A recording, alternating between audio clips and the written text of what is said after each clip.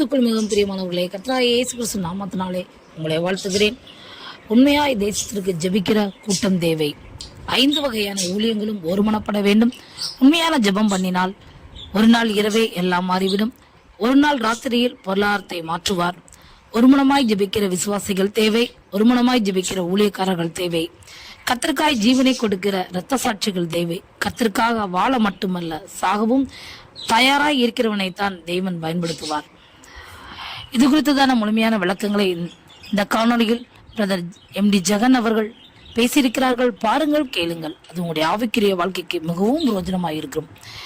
நம்முடைய ஜெப வாழ்க்கையே அது மாற்றக்கூடியதாக இருக்கிறோம். இல்ல சிங்க கபில எந்த சபை போதோ அந்த சபை சிங்க கபிலிருந்து வெளியே வரும். சபை ஒளிந்ததாகவோ சபையை அழித்ததாகவோ சரித்திரமே கிடையாது. எல்லா இடத்துல கம்யூனிச நாடுகளில் கூட சபை இன்னும் இருக்கு. பாதாளத்தின் வாசல்கள் என்ன செய்யாது, மேற்கொள்ளாது. ஆனால் நீயும் உன் தகப்பன் வீட்டாரும் அழிவீர்கள். ஒரு நாள் இந்த பிரச்சனை இங்க வருவதற்கும் வாய்ப்பு இருக்குது. இப்பவே நீ ஜெபிச்சிட்டினா நல்லது. இப்பவே நீ உபவாசம் இருந்துட்டினா நல்லது. இன்னைக்கு இங்கே அந்த பாரம் இல்ல. சபை என்ன நினைச்சிட்டு இருக்குது, நம்ம சேஃப், இங்கெல்லாம் ஒன்றும் வராதுங்க. நல்லா புரிஞ்சுக்கோங்க. இந்த சேஃபா இருக்கிறோம் நினைச்சிட்டு இருக்கோம்ல, இதுதான் உன்னுடைய பிரச்சனையே. இதுதான் என்னது உன் பிரச்சனையே. உன்னை தெரியாமலேயே உன் அரண்மனைக்குள்ள ஆமான் இருக்கிறான். யார் இருக்கிறா உள்ள? யார் இருக்கிறது? உனக்கு தெரியாமையே உன் அரண்மனைக்குள்ள ஆமான் இருக்கிறான். உள்ள நுழைஞ்சிட்டான். உன் பிரச்சனை உள்ளேயும் இருக்கு. ஆனா நீ நினைச்சிட்டு இருக்கிற நான் ராஜகுமாரி, நாங்க இங்க பிரச்சனை இல்லாம இருக்கிறோம், நாங்க இங்க உபத்திரம் இல்லாம இருக்கிறோம் அப்படின்னு சொல்லி ஒரு நாள் உனக்கும் வரும். அதுக்கு வராம இருக்கணும் நீ நினைச்சினா இப்பவே ரட்டுடுத்தி சாம்பல்ல உட்கார வேண்டிய இடத்துக்கு நீ வந்துட்ட. இப்பவே நீ ஜெபிக்க வேண்டிய இடத்துக்கு வந்தாச்சு. அடுத்து எஸ்தர் சொன்னது என்ன தெரியுமா? 2வது அந்த வசனம் என்ன சொல்லுது பாருங்க. 16வது வசனம் வாசிங்க. நீர் போய் சூசானில் இருக்கிற யூதரை எல்லாம் கூடி வர செய்து 3 நாள் அல்லும் பகலும் புசியாமலும் குடியாமலும் இருந்து எனக்காக உபவாசம் பண்ணுங்கள், நானும் என் தாதிமாரும் உபவாசம் பண்ணுவோம். யார் இந்த தாதிமாரு? 2ஆம் அதிகாரம் 9வது வசனம் வாசி. அந்த பெண் அவன் பார்வைக்கு நன்றாயிருந்ததினால் அவளுக்கு அவன் கண்களிலே தயை கிடைத்தது. ஆகையால் அவளுடைய சுத்திகரிப்புக்கு வேண்டியவைகளையும் அவளுக்கு தேவையான மற்றவைகளையும் அவளுக்கு கொடுக்கவும் ராஜ அரமனையில் இருக்கிற 7 தாதிமார்களை அவளுக்கு நியமிக்கவும் ஜாக்கிரதைப்பட்டு கன்னிமாடத்தில் சிறந்த ஒரு இடத்திலே அவளையும் அவள் தாதிமார்களையும் வைத்தான். யார் இந்த தாதிமார் தெரியுமா? இவங்க தான் எஸ்தரியா ரெடி பண்றவங்க. இவங்க தான் யாரு? எஸ்தரியா ரெடி பண்றவங்க, ராஜாவுக்கு ஏத்த மாதிரி மாத்துறவங்க. ஆனா வசனம் சொல்லுது, இவ சொல்றா நானும் என் தாதிமாரும். எஸ்தர் யாரை மாத்திருக்கா தெரியுமா? தன்னை உருவாக்கின தாதிமாரை என்ன சொல்றா? உபவாசம் கொடுக்கிறவங்களா மாத்திட்டா, உபவாசம் எடுக்கிறவங்களா மாத்திட்டா. இது 2வது எது இருக்கு? ஒரு சபையை உருவாக்குறது 5 வகையான ஊழியங்கள். சபை உருவாக்குவது 5 வகையான ஊழியகம். இந்த 5 வகையான ஊழியமும் ஒருமனப்படணும். 5 வகை ஊழியம் என்ன ஆகணும்? ஒருமனப்படணும். ஒருமனப்பட்டு அத்தனை பேரும் விசுவாசிகளோடு கூட சேர்ந்து என்ன செய்யணும்? ஜெபிக்கணும். விசுவாசியோடு சேர்ந்து ஜெபிக்கணும். இந்த 5 வகையான ஊழியர்களும் ஒன்னா சேருவாங்களா? முதல்ல ஒரு வகையான ஊழியக்காரரை ஒன்னா சேருவாங்களா? எல்லா எவாஞ்சலிஸ்டும் ஒன்னா ஒரு மனத்தில் வர முடியுமா? எல்லா பாஸ்டரும் ஒரு மனமா வர முடியுமா? எல்லா அப்போஸ்தலரும் ஒன்னா வர முடியுமா? எல்லா தீர்க்கதரிசியும் எல்லா எவாஞ்சலிஸ்டும் ஒன்னா வர முடியுமா? இவங்க எல்லாம் ஒன்னா வந்து இப்ப 5 பேர் என்ன செய்யணுமா? ஒன்னா வரணும். இந்த 5 வகையான ஊழியமும் அதுல உள்ள எல்லா ஊழியர்களும் ஒருமனப்பட்டு வந்தா கர்த்தர் கண்டிப்பா தேசத்துக்கு சேமத்தை கட்டளையிடுவார். அல்லேலூயா. இப்போ மேல இருந்து குண்டு போடுறான் விமானப்படையில, அவன் போட்டு முடிகிற வரைக்கும் யார் அமைதியா இருக்கணும்? தரைப்படை அமைதியா இருக்கணும். அவன் வந்து குண்டு போட்டு கிளியர் பண்ண பிறகு சொல்லுவான், நவ் யூ ஆர் என்டர் ஆகுங்கன்னு. அதுக்கப்புறம் அவன் என்ன செய்வான்? உள்ள போவான். இப்போ அந்த தரப்படக்காரனுக்கு என்ன தோணுது? விமானப்படக்காரனாங்க நல்லா ஜாலியா மேல இருக்கிறான், ஒரு பிரச்சனை இல்லை, நல்ல குண்டு போட்டு போய் இறங்கிறான், 1/2 மணி நேரம் வேலை, 1 மணி நேரம் வேலை அப்படின்னு நினைச்சுக்கிறாங்க. அவனுக்கு தான் தெரியும் அவன் பிரச்சனை என்னன்னு. அவன் ஆகாயத்தில் இருக்கிறான். இவன் நினைப்பான் இவன் செத்தாலாவது வீட்டுக்கு பாடி போகும், நம்ம செத்தா பாடி விட போகாது, தூள் தூளாய் காணாம போயிடும். அவனுக்கு ஒரு ரிஸ்க் இருக்கு. ஆனா அவன் முன்னாடி போறான், நல்லா வேகமா போறான், எல்லாம் ஆசை. இவன் என்ன நினைக்கணும் தெரியுமா? அவன் வேலைக்கு இப்ப அவன் போயிட்டு இருக்கான், அவன் டேர்ன், ஒரு நாள் என் டர்ன் வரும். அவன் போய் குண்டு போட்டு போய் அமைதியா உட்காந்துருப்பான், நான் உள்ள போய் பிடிப்பேன். இப்படி ஒருத்தருக்குள்ளேயும் அந்த ஒன்னஸ் வரணும். இன்னைக்கு அந்த ஒன்னஸ் இல்ல. இப்ப ரெண்டாவது, ஊழியக்காரர்கள் எல்லாம் ஒன்றா மாறணும், ஒரு மனதுக்கு இருக்கணும். உங்ககிட்ட இருந்து ஜப சத்தம் வருது, துயரம் உள்ள சத்தம் வருதா? உண்மையிலே உன் இருதயத்தின் ஆழத்துல ஒரு பாரம் இருக்குதா? உண்மையிலே உங்களுக்குள்ள ஒரு அழுகை இருக்குதா? ஐயோ இப்படி நடக்குதே, இந்த மாதிரி எல்லாம் அநியாயம் நடக்குதே, சட்டம் இப்படி எதிராக இருக்குதே, இப்படி எஸ்தர் காலத்துல சட்டத்தை இப்படி போட்டிருக்கிறாங்களே, அவங்க கோர்ட்டை பிடிச்சிட்டாங்க, ராஜாவை பிடிச்சிட்டாங்க, ராஜதானிகளை பிடிச்சிட்டாங்க, எல்லா கவர்மெண்ட்டையும் பிடிச்சிட்டாங்க.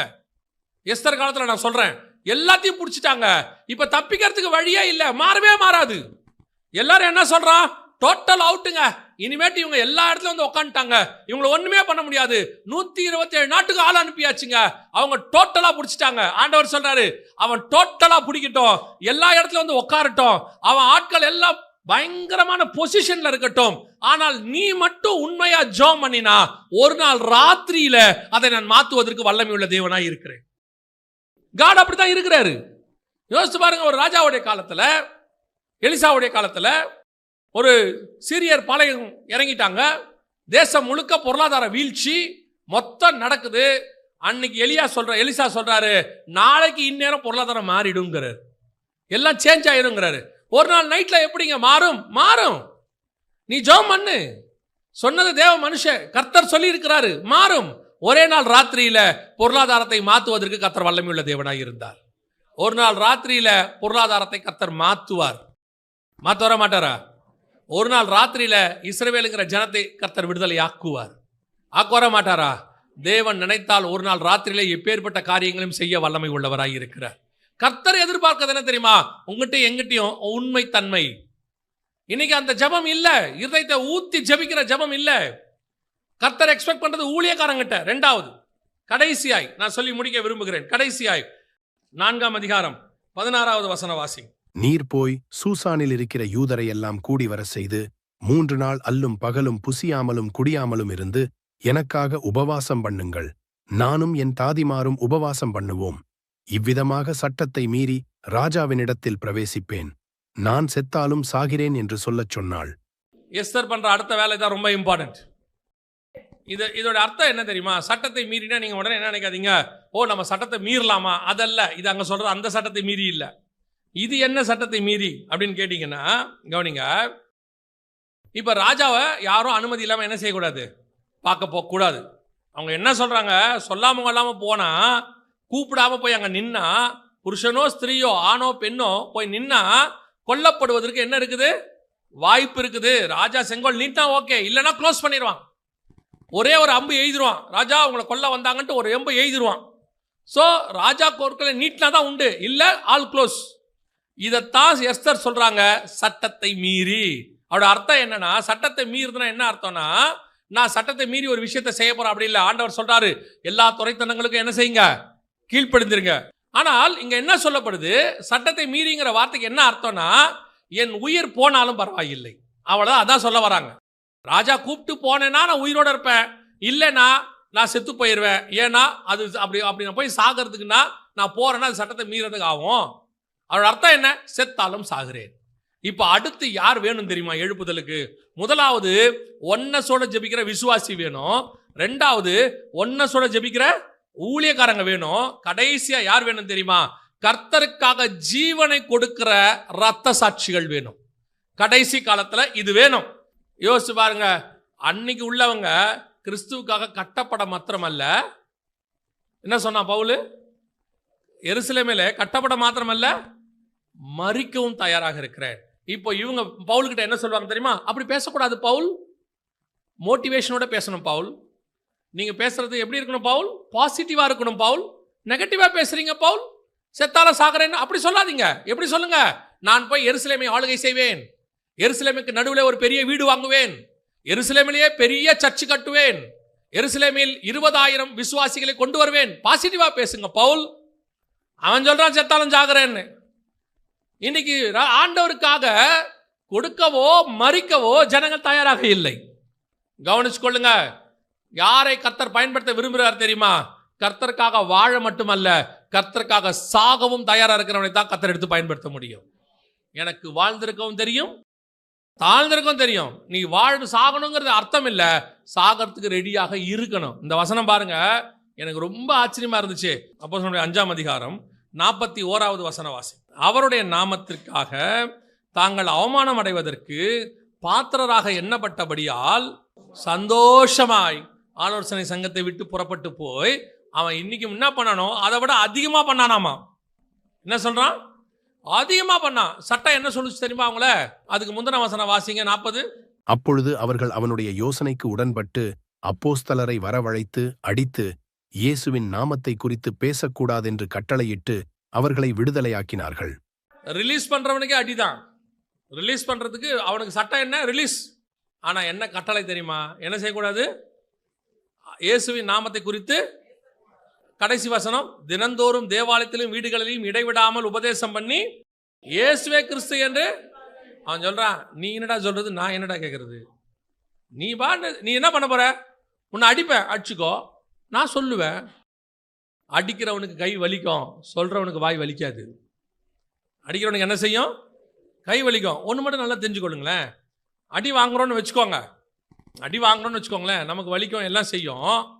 ஆனால் நம்மளை ஒருத்தர் அடிக்கிறான்ல, அவன் ரட்சிக்கப்பட்டுருவான். நம்ம மேலே கையை வச்சுட்டான்னு வச்சுக்கோங்களேன், அவன் என்ன ஆயிடுவான்? ரட்சிக்கப்பட்டுருவான். ரெண்டாவது, ஒருவேளை கொன்னுட்டானா இன்னும் சந்தோஷம், பரலோகத்துக்கு போயிடலாம். கடைசியாக நீங்கள் எங்கே போகிறீங்க? சீக்கிரம் போகிறோம். ஆக்சுவலாக இந்த பிரச்சனை யாருக்கு தெரியுமா? பிசாசுக்கு. பிசாசுக்கு இப்போ என்ன பிரச்சனைனா, யாரையாவது வச்சு அடித்தானா அவனை ஆண்டவர் ரட்சித்துறாரு. சரி, இந்த பயிர் உள்ள கொன்னுலான்னு பார்த்தா இந்த பயிலும் பரலோகத்துக்கு போயிடுறான். இப்போ அவனுக்கு நம்ம பரலோகமும் போகக்கூடாது, இவன் ரட்சிக்கவும் கூடாது. என்ன பண்ணுறதுன்னு தெரில. நம்ம சுவிசேஷம் சொல்ல சொல்ல கிறிஸ்துவின் ராஜ்யம் பரம்புது. ஒன்றும் செய்ய முடியாது. ஒரு ராஜா இருந்தாராம் ரோம சாம்ராஜ்யத்தில், நடந்த சம்பவம். அவருக்கு ஒரு ஆசை, என் ராஜ்யபாரம் முடியறதுக்குள்ள கிறிஸ்தவத்தை மொத்தமாக என்ன பண்ணிடணும்? ஒழிச்சு கட்டிடணும், கிறிஸ்தவமே இருக்கக்கூடாது அப்படின்ட்டு ஒரு தனி சட்டம் போட்டு அதுக்கு நாட்களை நியமித்து எங்கே கிறிஸ்தவனை பார்த்தாலும் கொல்றான்னாராம். கேள்வியே கிடையாது, கொல்றான்ட்டாராம். ஹிட்லர் கொண்டா பாருங்க 60 லட்சம் யூதர்களை, அந்த மாதிரி கொல்றான்ட்டாராம். கடைசியில் இந்த மாதிரி ஒரு 2-3 வருஷம் போயிருக்கு, 4-5 வருஷத்துக்கு மேலே. கடைசியில் ஒரு யுத்தம். அந்த யுத்தத்தில் ராஜா மேலே அம்பு பாஞ்சிருச்சு.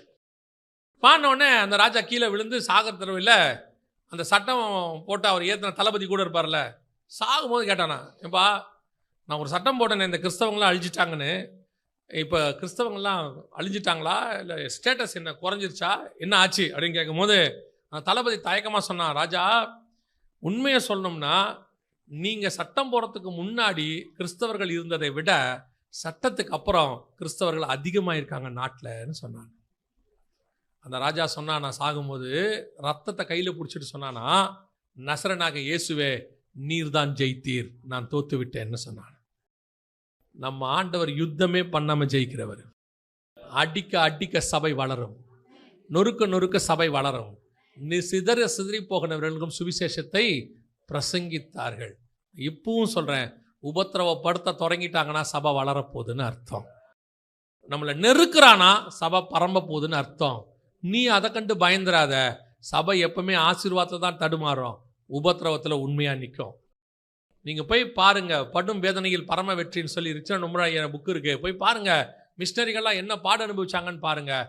அவருடைய விதை தான் நாம் இன்னைக்கு விருட்சங்களாக முளைச்சி நிற்கிறோம். அல்லேலூயா.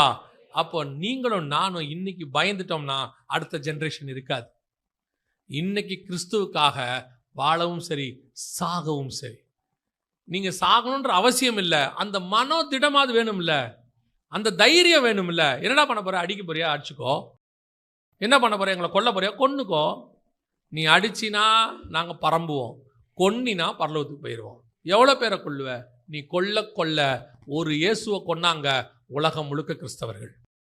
ஒரே ஒரு இயேசுவை கொண்டாங்க, ஒரு பவுலை தடுத்தாங்க, உலகம் முழுக்க பைபிள். புரியுதா? உன் ஒருத்தனை தடுத்தா உன் மாவட்டம் முழுக்க சபை உருவாகணும். அந்த அந்த அந்த ஆவிக்குரிய அனுபவம், அந்த தைரியம் உனக்கு வேணும். இன்னைக்கு என்ன நடக்குது? நீயும் நானும் சரியில்லை, அவ்வளோதான் இங்கே விஷயமே. எதிரிகள் எல்லா காலத்திலையும் இருக்காங்க. எந்த காலத்தில்? இயேசு காலத்திலேருந்து சபைக்கு எதிரிகள் இருக்கத்தான் செய்கிறாங்க. ஆனால் அன்னைக்கு அவர்களுக்குள்ள ஒரு ஒருமனம் இருந்தது, எழுப்புதல் வந்தது, சபை ஜெயிச்சிச்சு. இன்னைக்கு தாதிமார்களுக்குள்ள ஊழியக்காரங்களுக்குள்ள ஒருமனம் இல்லை, விசுவாசிகள் மொர்தெகாய் யூதர்களுக்குள்ளே ஒரு மனம் இல்லை, கர்த்தருக்காக ஜீவனை கொடுக்கிற ஊழியர்களும் குறைஞ்சிருக்கிறாங்க. நார்த் இந்தியா பக்கம் இருக்கிறாங்க, சவுத் இந்தியா பக்கம் குறைஞ்சிருக்கிறாங்க, இருக்காங்க, இல்லைன்னு சொல்ல குறைஞ்சிருக்கிறாங்க. எனவே இப்போ ஒரு மிகப்பெரிய எழுப்புதல் ரிவைவல் தேவைப்படுது. இப்போ கடைசியில மிகப்பெரிய நெருக்கத்தின் காலம் இந்தியா முழுக்க இல்ல, உலகம் முழுக்க ஓடிக்கிட்டு இருக்கு. இப்போ இந்த கூட்டம் வேணும், இப்போ இந்த கூட்டம் வேணும். உங்க சொந்த வழக்குக்காக வாதுக்காக ஜெபிக்கிறவர்கள் வேண்டாம், அது தானாய் நடக்கும். இப்பவும் சொல்றேன், இப்ப கர்த்தருக்கு தேவை ரட்டுடுத்தி சாம்பல்ல உட்கார்ந்து கிறிஸ்துவினுடைய ராஜ்யம் வருவதற்காக, நெருக்கப்படுகிற ஜனங்கள் விடுதலைக்காக, அடிக்கப்படுகிற ஜனங்களுடையதான விடுதலைக்காக உபவாசித்து ஜெபிக்கிற ஒரு கூட்டத்தை கர்த்தர் எதிர்பார்க்கிறார். இந்த 3 கூட்டமும் ஒன்னா சேர்ந்து ஒருமனப்பட்டு ஜெபிச்சுச்சுன்னா ஒரே நாள் ராத்திரியில எந்த சட்டத்தையும் மாற்ற கர்த்தர் வல்லமை உள்ள தேவனாய் இருக்கிறார். நம்ம நிறைய பேர் என்ன நினைக்கிறோம்னா, ராஜாவை மாற்றணும்னு நினைக்கிறோம், நேபுகாத் நேச்சாரை மாற்றணும், பெல்ஷாத்சாரை மாற்றணும். நான் சொல்கிறேன், நேபுகாத் நேச்சாரே ரட்சிக்கப்பட்டுருவான், அகாஸ்வேரு ராஜாவே ரட்சிக்கப்பட்டுருவான், மாற்றிடுவான். ஆண்டவர் மாற்ற வல்லமை உள்ளவராய் இருக்கிறார். எந்த ராஜா உனக்கு விரோதமாக சட்டம் போடுறானோ அந்த ராஜாவையே உனக்கு சாதகமாய் மாற்ற கர்த்தர் வல்லமை உள்ள தேவனாக இருக்கிறார். நீ நானும் இவன் போனா போதும், இவன் போனா போதும்னு நேபுகாத் நேச்சாரை சொல்லிக்கிட்டே இருக்கிறோம்ல, பெல்ஷாத்சாரை. நேபுகாத் நேச்சாரையும் பெல்ஷாத்சாரையும் அப்படி சொல்லாத, அவன் ரட்சிக்கப்பட்டன்னு சொல்லு. நேபுகாத் நேச்சார் தேவனாகிய கர்த்தருக்கு முன்பாக முகங்குப்புற விழுந்து பரலோகத்தின் தேவனே மெய்யான தேவன் சொன்னான். சிங்கக்கபில போட்ட அதே ராஜா தான் சொன்னான், தானியேலின் தேவனே மெய்யான தேவன். அதே மாதிரி எந்த ராஜா சட்டத்தை எதிராக போறானோ அந்த ராஜா வாயாலேயே கர்த்தர் தான் மெய்யான தேவன் சொல்ல வைக்க கர்த்தர் வல்லமையுள்ள தேவனாய் இருக்கிறார். தேவை இப்பொழுது ஜெபிக்கிற கூட்டம் ஒன்று தேவை. இந்த மாதிரி ஜெபிக்கிற ஒரு மிக முக்கியமான கூட்டத்தை கர்த்தர் எதிர்பார்க்கிறார். நீங்கள் நான் அதில் இருக்கிறோமா? நீங்கள் நான் அந்த பாரத்தோட இருக்கிறோமா? நான் என் குடும்பம் நல்லா இருக்கு, என் ஊர் நல்லா இருக்கு, என்னுடைய சபை நல்லா இருக்குது, என் நாடு நல்லா இருக்கு, என்னுடைய ஸ்டேட் நல்லா இருக்குது, நாங்கள் ஏதோ கர்த்தருடைய கிருபையில சோத்திரம்னு போறோம்னா ஒரு நாள் வரும். ஏன்னா இன்னைக்கு நாம சந்தோஷமா இருக்கிற மாதிரியே இன்னைக்கு உபத்திரவத்தோட நாடுகள்லாம் ஒரு காலத்துல சந்தோஷமா இருந்துச்சு, அமைதியா இருந்துச்சு, நிம்மதியா இருந்துச்சு. அந்த நாடுகளில் உபத்திரம் வந்து இன்னைக்கு அவங்க ஜெபிக்க முடியாத இடத்துக்கு போயிருக்கிறாங்க. ஆனால் ஒரு நாள் அவங்களுக்கு விடுதலையும் கிடைச்சிச்சு, ஒரிசாக்கு விடுதலை கிடைச்சிச்சு ஒரு நாள். அதே மாதிரி இங்கேயும் எழுப்புதல் வரும். ஆனால் உபத்திரம் வராமல் வரத்துக்கு நீ நான் ஜெபிக்க வேண்டியது அவசியமாக இருக்கிறோம். அல்லேலூயா. நாம் ஜெபிக்க போகிறோம். ஏந்திரிக்கலாமா நம்ம தேவ சமூகத்தில்? கர்த்தருக்கு இப்போ தேவை உண்மையாய் தேசத்தின் சேமத்துக்காக ஜெபிக்கிற ஒரு கூட்டத்தை கர்த்தர் எதிர்பார்க்கிறார். அதான் இப்போ கர்த்தருக்கு தேவை. வழக்குக்காக, வாதுக்காக, துஷ்டத்தனத்தில் கையை கொண்டு குத்துவதற்காக உள்ள ஜெபம் வேண்டாம். அந்த ஜெபத்தால் ஒரு பிரயோஜனமும் இல்லை. நான் என்னுடையது, என் குடும்பத்துக்காக, என்னுடையதான எதிர்காலத்துக்காகன்னு இருந்த ஒரு குறுகிய மனப்பான்மை ஜெபம் போதும். அந்த ஜெபம் போதும். இப்போ கர்த்தர் எதிர்பார்க்கிறது என் தேசத்திற்காக, என் தேசத்தின் ஜனங்களின் விடுதலைக்காக. எஸ்தர் ஜோமன்னா ஜனங்களின் விடுதலைக்காக. நானும் என் ஜனங்களும் அடிமைப்பட்டு இருக்கிறோம். அவர் சொல்றா, ராஜா கிட்ட போய் கதறா, எங்களுக்கு விரோதமா இப்படி சூழ்ச்சி பண்றாங்க, எங்களுக்கு விரோதமா சட்டம் போடுறாங்க, ராஜாவுக்கே தெரியாம ராஜா கிட்ட கையெழுத்து வாங்கிட்டாங்க, ராஜாவுடைய கோர்ட்ல இருந்து ஆர்டர் வந்துருச்சு, எல்லாமே அகைன்ஸ்டா இருக்கு ராஜா. போய் எஸ்தர் கேட்கிறா ராஜா கிட்ட, எல்லாமே அகைன்ஸ்டா இருக்கு ராஜா. கர்த்தர் கொடுக்கிற ஆலோசனை, எல்லா விசுவாசியும் ஒருமனப்பட்டு கூடுங்க. கர்த்தர் கொடுக்கிற ஆலோசனை, எல்லா தாதிமார்களும் ஊழியக்காரர்களும் ஒன்றாய் கூடுங்க. கர்த்தர் கொடுக்கிற ஆலோசனை, கர்த்தருக்காக ஜீவனை கொடுக்கிறவர்கள் ஒன்றாய் கூடுங்க. அத்தனை பேரும் ஒருமித்து ஜெபிக்கும் பொழுது கர்த்தர் தேசத்துக்கு சேமத்தை கட்டளையிட வல்லமை உள்ளவராய் இருக்கிறார். நான் அதுல ஒரு பகுதியாக இருக்கணும், நான் அதுல ஒரு பார்ட்டா இருக்கணும். நான் இதுவரைக்கும் எனக்காக வாழ்ந்தது போதும், நான் இனி தேவனுக்காக என்னை தருகிறேன், ஆண்டவருக்காக என்னை தருகிறேன். ஒப்பு கொடுப்போமா தேவ சமூகத்தில்? ஆண்டவர் அப்படிப்பட்ட திறப்பில் நிற்கக்கூடியவர்களை கர்த்தர் தேடுகிறார். ஆண்டவருக்காக வைராக்கியம் உள்ள சாட்சிகளை கர்த்தர் தேடுகிறார். கர்த்தருக்காக கட்டப்பட மாத்திரமல்ல, மரிக்கவும் உள்ளவர்களை கர்த்தர் தேடுகிறார். ஒப்பு கொடுப்போமா தேவ சமூகத்தில்?